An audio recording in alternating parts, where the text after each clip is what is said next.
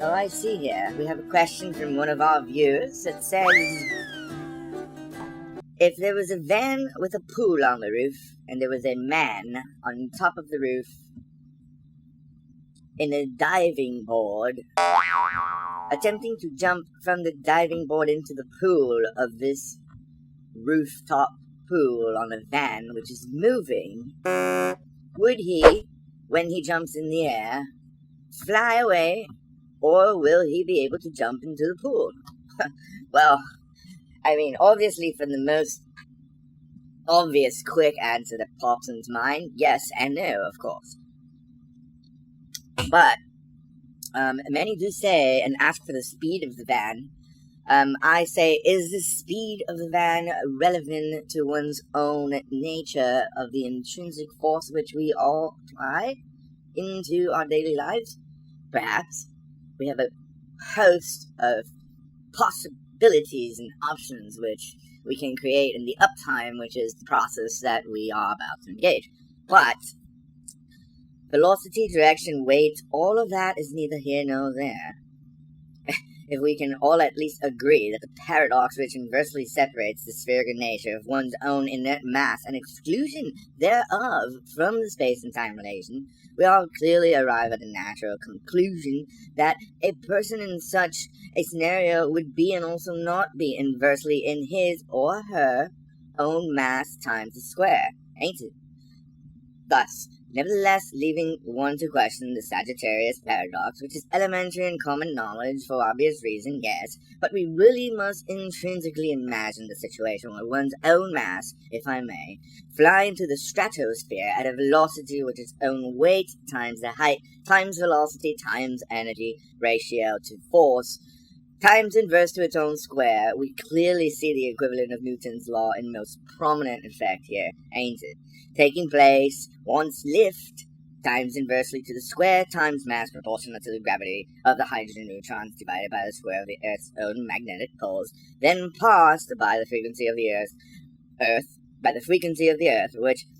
everyone knows is common knowledge and everyone knows is 7.83 kilohertz.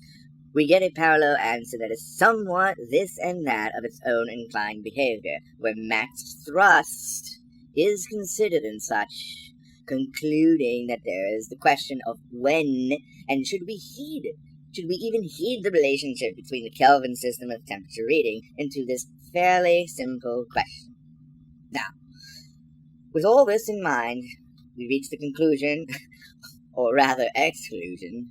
that the common denominator by which these calculations should be divided by is 347.373.78314.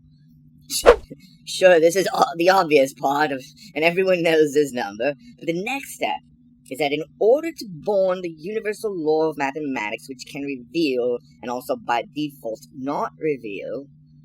or conceal, if I may,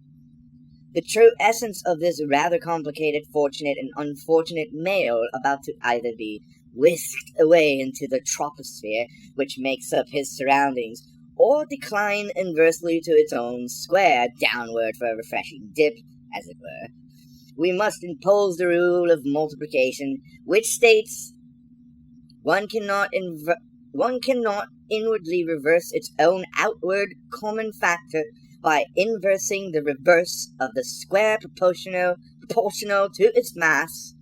times the half of its number, if it is a prime number, obviously. Now, once we take all this into account, we reach the acquiescence of the equation, don't we? And we realize we are all in a spherical pool of gravity by which our own very densities are a futile attempt to intervene with the Earth's gravitational pull. It is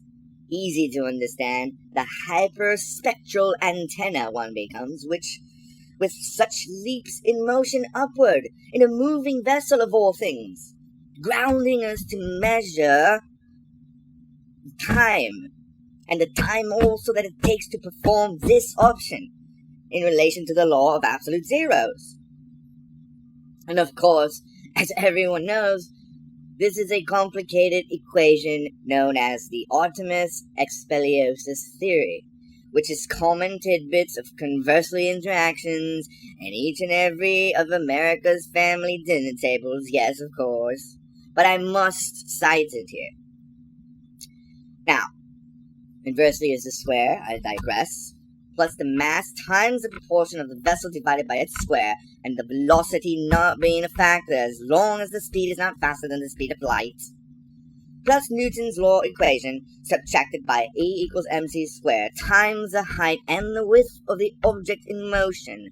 we arrive at the answer which any ordinary first grader can deduce, and that is obviously that it is the very essence of mathematics which proves that neither this male figure is capable of sustaining his own proportions of the spherical nature which has been created by the neutronic nuclei of energy which shall keep him either in place or not in place. A noble but infantile question nonetheless. Noble and worthy of Hermes' formula, of course. But of course he will or will not make it. Then the question is, has he had sustenance within the last half hour, and did he wait 30 minutes after? To cut to the chase, basically. So, I hope this answers many questions out there.